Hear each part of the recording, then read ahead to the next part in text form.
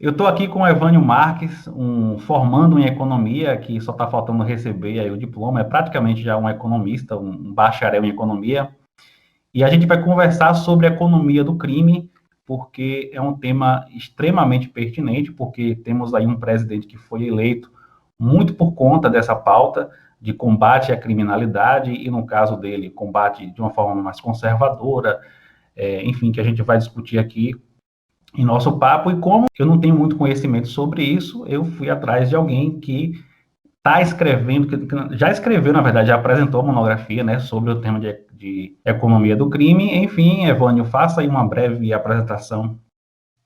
Oi, gente, tudo bem? Meu nome é Evânio, eu sou formando em Economia pela Universidade Estadual de Feira de Santana. Como o Rafael já falou aí, só falta receber o diploma. E o meu tema de estudo, o tema que eu estudei para escrever minha monografia, foi Economia do Crime. Eu avaliei o impacto de uma política pública sobre a violência no estado de Pernambuco. E aí eu fiquei muito feliz com o convite, muito obrigado, Rafael, e estou aqui disposto a compartilhar o conhecimento e colaborar para a gente discutir sobre esse tema que é tão importante para a nossa sociedade, para a discussão de políticas públicas, enfim. Vamos lá. Primeiramente, eu queria que você explicasse aí o que é que a economia do crime estuda efetivamente. A economia do crime, ela nasceu na década de 60 com Gary Becker. Gary Becker foi seu precursor nessa temática, nesse tema.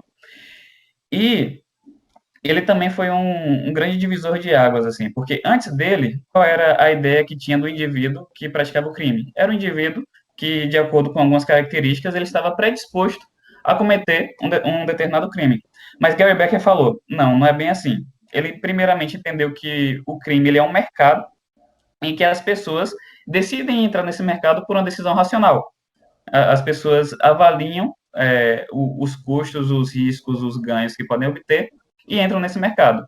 Então, basicamente, a economia do crime, né, ela estuda a decisão individual das pessoas em adentrar no mercado ilegal. Inclusive, a economia do crime é a área de estudo lá do Gil do Vigor, o ex-BBB aí. Tá Gil do fazendo. Vigor. Gil do Vigor. Ele escreveu uma pesquisa muito interessante sobre a efetividade da ação policial. Enfim, vamos partir então para a parte mais do conteúdo mesmo. Eu queria que você explicasse quais são as políticas públicas mais efetivas para se combater crime. Primeiramente, vamos falar de crime contra o patrimônio. Pelas suas Uhum. pesquisas, pelas literaturas aí, pelo que a galera tem pesquisado de estudos de caso no mundo inteiro, enfim, o que é que tem sido mais efetivo? Bom, antes de começar a falar sobre as políticas, eu queria primeiramente esmiuçar um pouco sobre a teoria econômica do crime. Certo, pode, Tem esse espaço? fica à Bom, vontade. Gary Becker, lá em 1968, ele estabeleceu que o crime ele é uma atividade econômica muito importante. Ele gera renda, desde a renda pública, em contê-lo, até a renda privada, e a gente se proteger do crime, seguro, cerca elétrica e tal, e a renda que esse mercado gera, esse mercado ilegal gera. Então, as pessoas que decidem entrar nesse mercado estão considerando essas rendas e os riscos que está envolvido nesse mercado, o risco de ser preso, o risco de ser condenado e etc.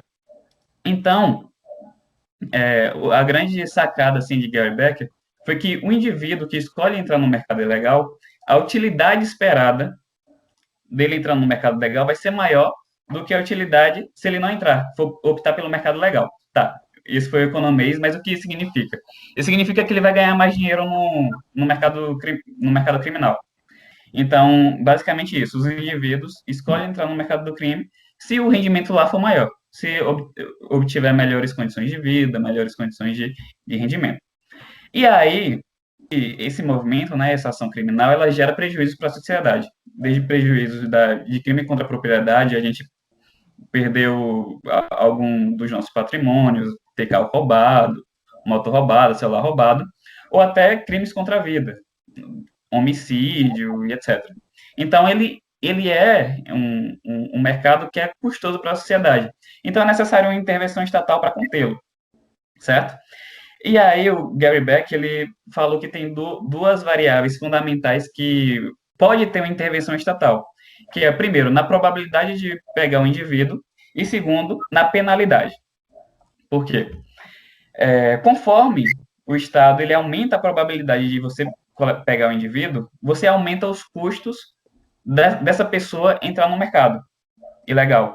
Se aumentar a probabilidade de eu ser pego, se tiver mais polícia na rua, mais câmeras de segurança, aumentou a minha probabilidade de ser pego, eu vou pensar duas vezes antes de cometer o crime. E outra é o aumento da penalidade. Você aumentar a pena de prisão, você aumentar a multa a ser paga, etc. E essa política também aumenta os custos do indivíduo entrar no mercado legal, né? Pronto. Mas por que é que eu estou falando isso? Porque a partir dessas duas perspectivas, do indivíduo obter rendimentos maiores no crime e de aumentar os custos do indivíduo, penalidade e probabilidade de ser pego, a gente tem duas perspectivas diferentes que geram políticas diferentes. Quando a gente fala do aumento dos custos, a gente está falando de políticas da perspectiva de que o Estado ele é relaxado, no sentido de punir e capturar o criminoso, e a outra a gente está dizendo que o indivíduo não tem oportunidade de se inserir na sociedade, não tem oportunidade de se inserir no mercado de trabalho, e que acaba optando por entrar no mercado ilegal. E aí, quando a gente fala sobre a política de aumentar os custos, né, de aumentar a probabilidade de pegar um indivíduo, quais são, né, as políticas que a gente tem no nosso escopo, que a evidência científica diz que tem um efeito significativo em reduzir a violência. Uma pesquisa muito interessante é que o aumento da iluminação pública, ela reduz a violência, a criminalidade, porque você aumenta a probabilidade de você pegar um indivíduo. Ou seja, é uma política muito interessante, de baixo custo e que tem um impacto positivo para o bem-estar social. É mais fácil você identificar um indivíduo, você ver o rosto dele em um ambiente com mais luz. E isso reduz o crime contra a propriedade, tanto o crime contra a propriedade, quanto o crime contra a violência. Certo? Que uma pessoa vai deixar de cometer um homicídio porque está mais exposta, e também essa mesma pessoa vai deixar de roubar um celular, roubar uma moto, também porque está mais exposta. Outra política também, né, nesse sentido de aumentar os custos, de aumentar a probabilidade de ser pego ou a condenação, é uma política de outra muito interessante também, assim, né, que é meio fora da caixa, abre aspas, fora da caixa, que também é uma política muito barata, que é a construção de praças públicas, certo? O pessoal do PIMES, lá da UFPF, fizeram uma pesquisa muito interessante, sobre o impacto da construção de praças públicas em diferentes indicadores sociais, e um deles era a violência. Então, a construção de praças públicas e também ambientes de convivência, você aumenta, né, a circulação de pessoas naquele perímetro, e isso inibe uma ação criminosa. Ou seja, isso é uma política de baixo custo e que gera um bem-estar social. Diminui tanto o crime contra a propriedade quanto o crime contra a pessoa. Você falou aí da aumentar os custos para o infrator, no caso, aumentar a probabilidade da polícia pegar ele ou aumentar a punição, né? Mas aumentar a punição. Fazendo um paralelo entre essas duas coisas, porque eu acho isso muito importante. Porque, assim, no Brasil, a efetividade da polícia ela é muito, mas muito pequena. Então, eu posso, então, deduzir que quando você tem uma efetividade muito pequena, o rigor da pena acaba sendo, de certa forma, irrelevante. Tipo assim, em São Paulo, eu li um dado de que a quantidade de pessoas que cometem crime contra o patrimônio, que a polícia consegue chegar até o infrator, é tipo menos de 10%. Crimes que são resolvidos, né? Crimes contra o patrimônio que são resolvidos pela polícia é menos de 10% em São Paulo. Eu vi uma pesquisa... Homicídios é mais baixo ainda. É sempre nessa margem de menos de 10%. Então, nesse caso, eu estaria certo ao dizer que aumentar o rigor da pena é quase que irrelevante? Quase que irrelevante quando você não consegue identificar um indivíduo que está cometendo o crime. Porque, assim, tudo depende do incentivo que você gera. Qual é o incentivo que a polícia, que o sistema de segurança gera quando não consegue identificar um indivíduo, quando não consegue prender um indivíduo que, não, como você falou, que é abaixo de 10% a probabilidade de ser pego, você gera um incentivo positivo para entrar nesse mercado. Esse mercado passa a compensar. E aí, o aumento da punição, nesses casos, normalmente não tem tanto efeito quanto o aumento da probabilidade de fato. Porque se você aumenta, é mais efetivo você mostrar que você está conseguindo reconhecer essas pessoas que estão cometendo crime do que não conseguir reconhecer e aumentar a punição de poucas pessoas.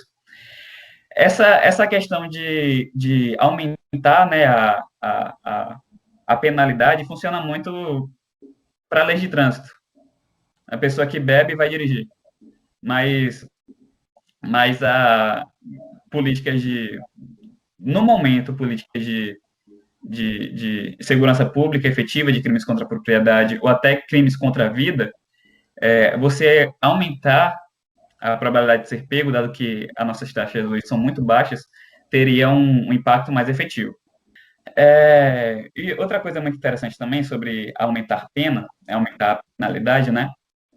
Quando a gente fala, inclusive o Gil do Vigor, ele pesquisa nesse sentido também, sobre aumentar a participação policial no combate ao tráfico. Que você aumenta a penalidade, aumenta a participação policial e tal. O quanto é que isso é efetivo para reduzir, de fato, o mercado ilegal, né, o mercado de drogas. E quando a gente fala desse mercado, o esforço da polícia militar, especialmente, está em pegar o pequeno vendedor. E dado que o crime ele é um mercado, o mercado ele se ajusta muito rápido. Quando a polícia pega um pequeno vendedor, pega um traficante ali da boca de fumo, entre aspas, da boca de fumo, o mercado passa a ser lucrativo e outra pessoa vai repetir, outra pessoa vai estar lá para substituir rapidamente, certo? Ou seja, quando você, fazendo analogia assim, um galho de árvore, é como se a polícia militar fizesse o esforço a quebrar galhos que vão crescer novamente. Então a gente fica dentro de um ciclo vicioso da polícia militar combatendo esse pequeno traficante. E outro problema que a gente tem também é o sucateamento da nossa polícia civil, do nosso sistema de inteligência, que aí torna ainda mais difícil a identificação do grande produtor, né? Que no caso do vendedor em atacado, do cara que realmente que distribui a mercadoria legal para esses pequenos vendedores. Então, a gente tem dois problemas a serem resolvidos. O serviço de inteligência da Polícia Civil, que deixa a desejar, e a ação da Polícia Militar, que combate o pequeno vendedor que é substituído rapidamente dentro desse mercado ilegal.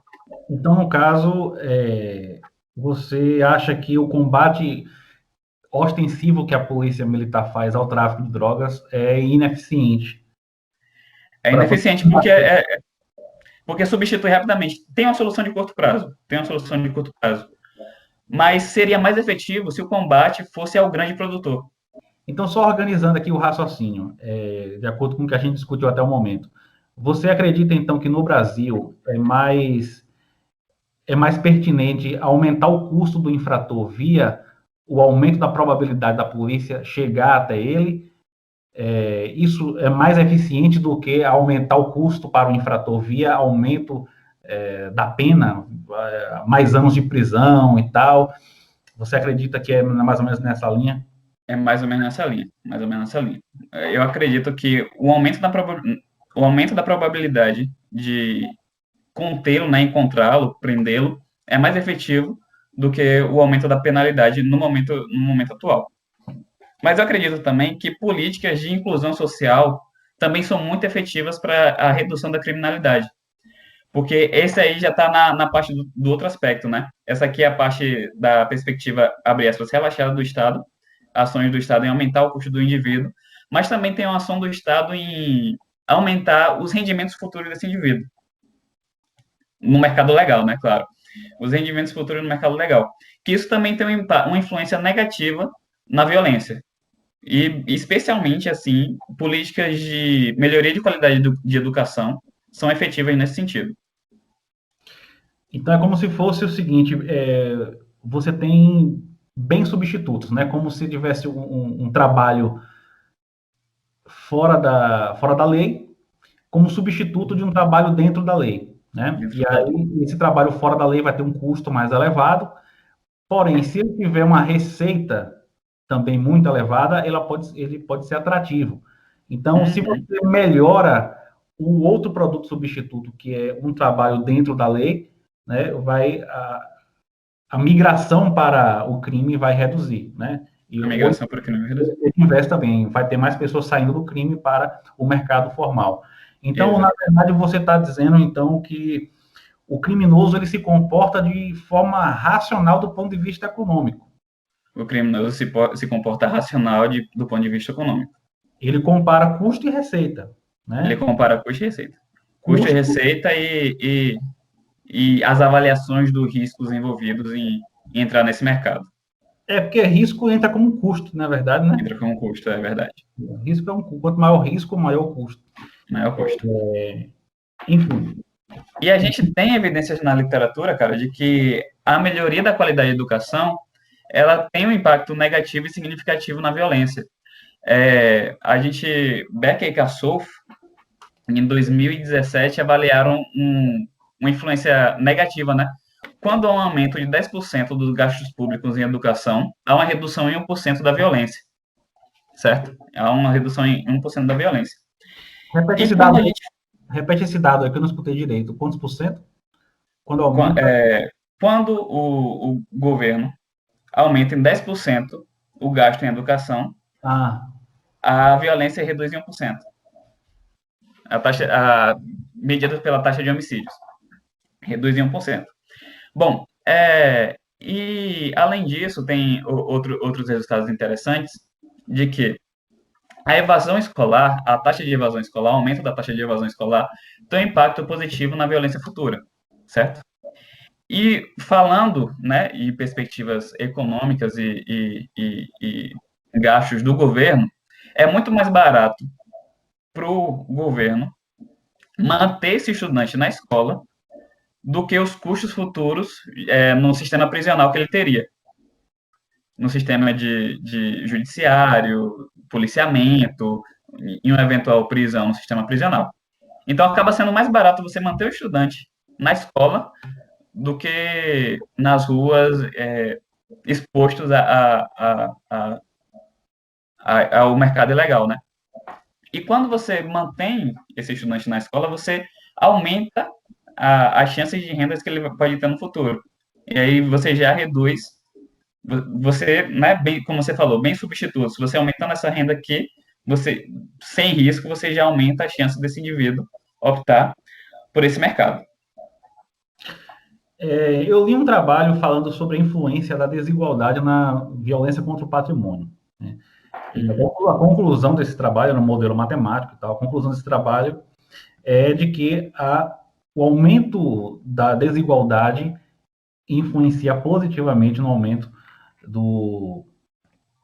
da violência contra o patrimônio. Positivamente no sentido, falando no aspecto estatístico, né? Ou seja, aumenta a violência contra o patrimônio. Você leu algo sobre... Porque, assim, foi um estudo específico feito no Brasil. Você já leu material sobre isso? Já. E faz muito sentido, né? Quando você aumenta a desigualdade social, você tem uma parcela de pessoas maior, você tem uma maior parcela de pessoas socialmente vulneráveis. E é uma alternativa para essas pessoas, é uma alternativa de obter rendimento, dado que não consegue entrar no mercado legal. O aumento da densidade demográfica também influencia no aumento de crimes contra a propriedade. Quando tem mais pessoas concentradas, também aumenta essa perspectiva, essa estatística. Então, talvez isso ajude a explicar maior violência em grandes centros urbanos, né? Maior violência em grandes centros urbanos também ajuda a explicar. Porque, naturalmente, as maiores violências estão concentradas ali nos centros urbanos. Tem várias explicações para isso. Primeiro, porque onde tem uma maior concentração de pessoas é mais fácil se esconder, né? Então a probabilidade de ser pego é menor. Só que, só que tá havendo um movimento de interiorização dessa violência. Os interiores também estão começando a ficar mais violentos.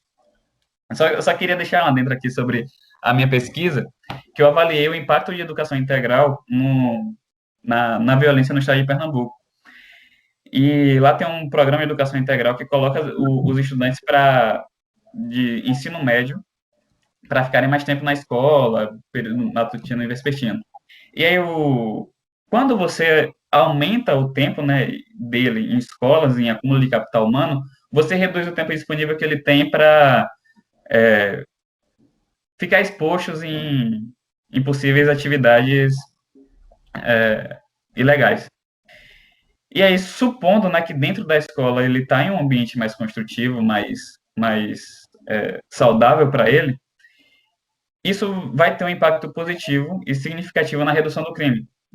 Eu avaliei que o Programa de Educação Integral do Estado de Pernambuco reduziu em até 9% a taxa de homicídio lá.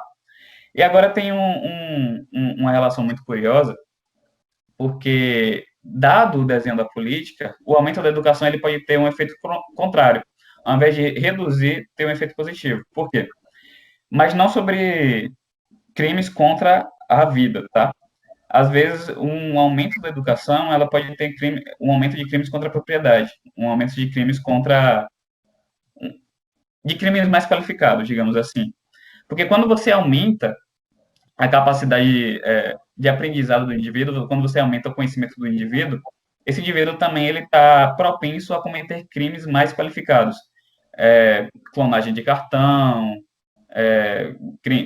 sonegação de imposto, etc.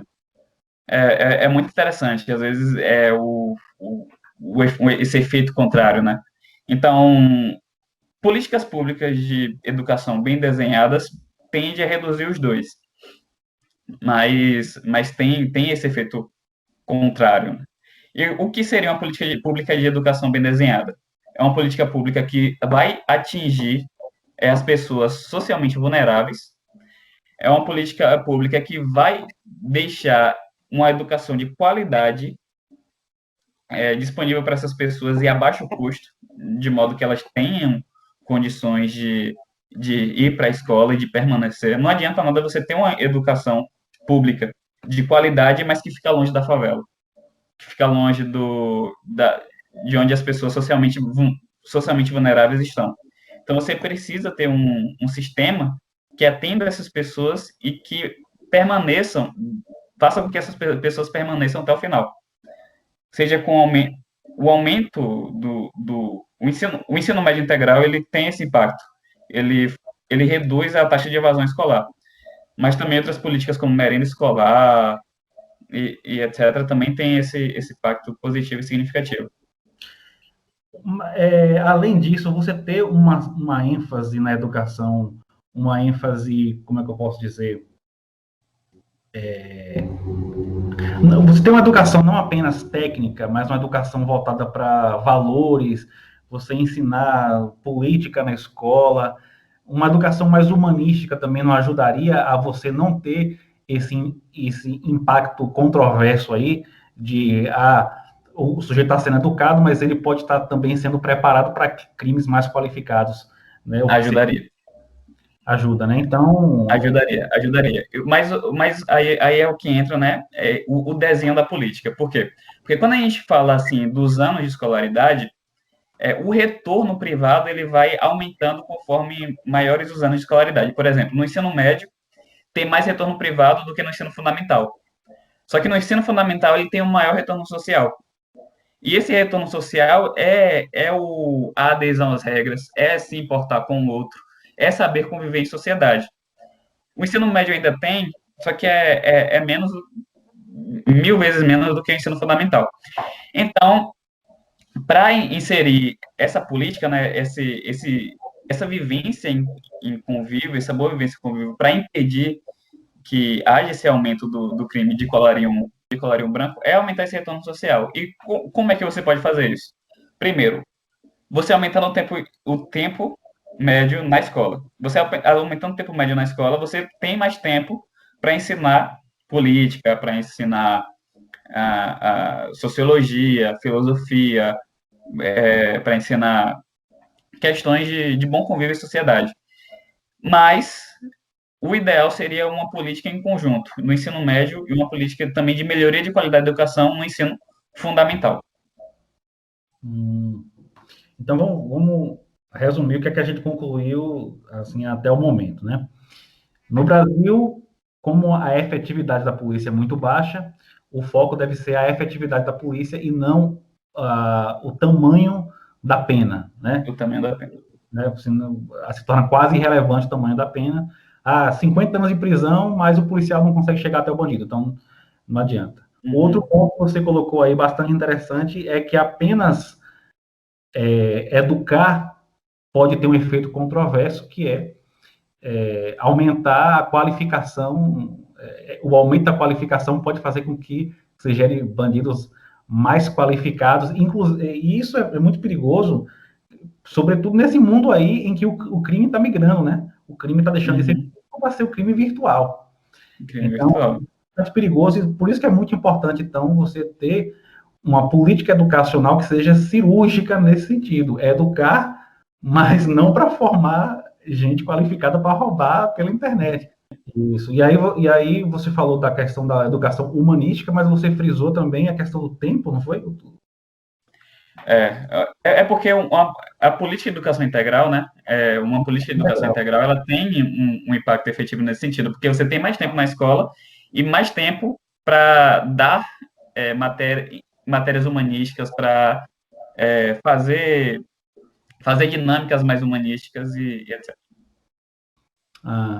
Então, para finalizar, eu queria que você falasse um pouco aí sobre como você avalia o discurso bolsonarista, para ficar mais amplo, né, para não ficar restrito ao presidente da República, o discurso bolsonarista a respeito de como se combater o crime.